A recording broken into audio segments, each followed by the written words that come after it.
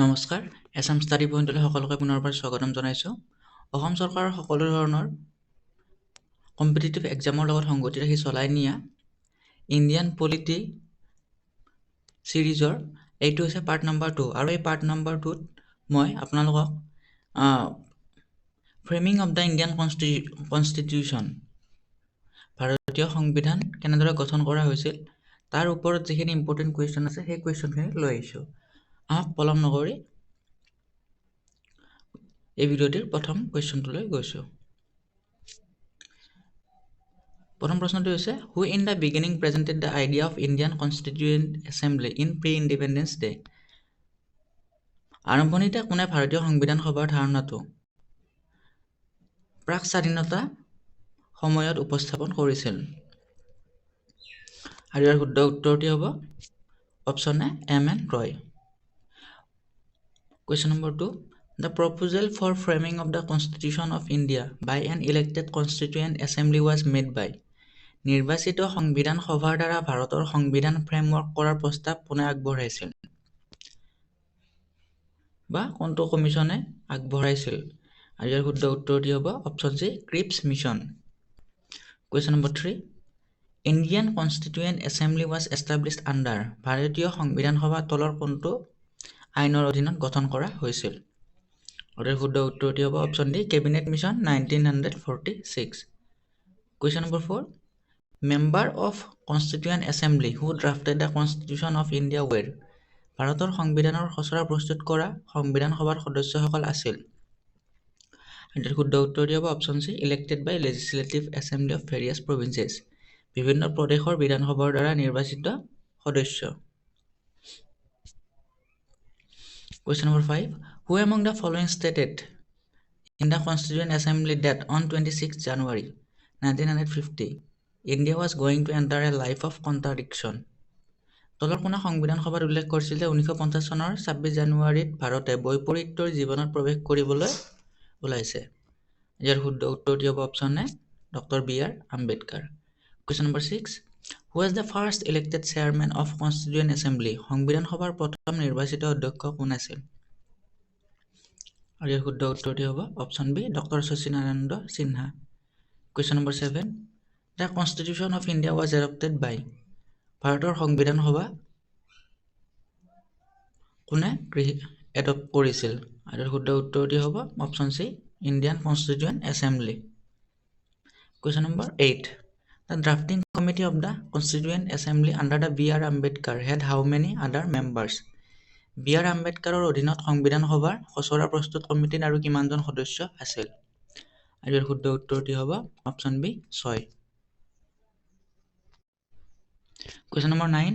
Who was the chairman of the Provincial Constitution Committee of the Constituent Assembly? সংবিধান সভাৰ প্ৰাদেশিক সংবিধান সমিতিৰ অধ্যক্ষ কোন আছিল?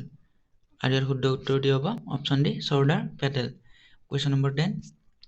The first draft of the Constitution was prepared by সংবিধানৰ প্ৰথম খচৰা কোনে প্ৰস্তুত কৰিছিল? আৰু শুদ্ধ উত্তৰটি হ'ব option B B N. Rao. Question number 11. How many sessions of the Indian Constituent Assembly were conducted for the formation of Indian Constitution? ভাৰতীয় সংবিধান গঠনৰ বাবে ভাৰতীয় সংবিধান সভাৰ কিমান অধিৱেশন অনুষ্ঠিত হৈছিল? আৰু শুদ্ধ উত্তৰটি হ'ব option C 12। Question number 12. Which type of democracy do we follow in India? ভাৰতত আমি কোন ধৰণৰ গণতন্ত্ৰ অনুসৰণ কৰোঁ? আৰু শুদ্ধ উত্তৰটি হ'ব option C representative. Question number 13. Who was the chairman of the Union Power Committee of the Constituent Assembly of India? ভাৰতীয় সংবিধান সভাৰ কেন্দ্ৰীয় শক্তি সমিতিৰ অধ্যক্ষ কোন আছিল? আৰু শুদ্ধ উত্তৰটি হ'ব option D Pandit Jawaharlal Nehru. Question number 14. The Constitution of India was adopted on ভাৰতৰ সংবিধান কেতিয়া গ্ৰহণ কৰা হৈছিল? আৰু শুদ্ধ উত্তৰটি হ'ব option B 26 November 1949। Question number 15. Who among the following was the advisor to the drafting committee of the Constituent Assembly? তলত উল্লেখ কৰা সকলৰ ভিতৰত সংবিধান সভাৰ খচৰা সমিতিৰ উপদেষ্টা কোন আছিল? আৰু শুদ্ধ উত্তৰটি হ'ব option D BN. Rao. Question number 16. The Constituent Assembly of India started functioning from ভাৰতৰ সংবিধান সভাৰ কাম কেতিয়াৰ পৰা আৰম্ভ হৈছিল? আৰু শুদ্ধ উত্তৰটি হ'ব option A 9 December 1946। Question number 17. Who among the following had moved objective resolution which formed the basis of the preamble of the Constitution of India in the Constituent Assembly on December 13, 1946?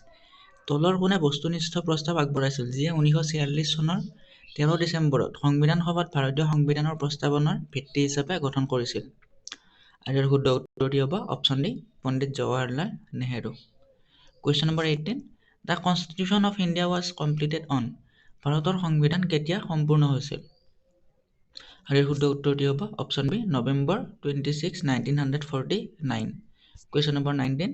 How many sessions of the Indian Constituent Assembly were conducted for the formulation of Indian Constitution? ভাৰতীয় সংবিধান প্ৰণয়নৰ বাবে ভাৰতীয় সংবিধান সভাৰ কিমানখন অধিৱেশন অনুষ্ঠিত হৈছিল? আৰু ইয়াৰ শুদ্ধ উত্তৰটি হ'ব অপশ্যন বি 11খন।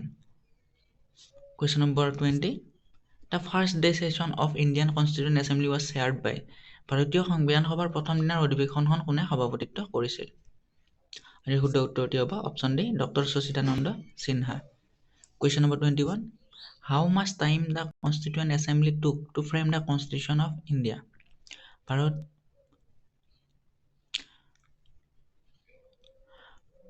সংবিধান সভাই ভাৰতীয় সংবিধানখন নিৰ্মাণ কৰিবলৈ কিমান সময় লৈছিল?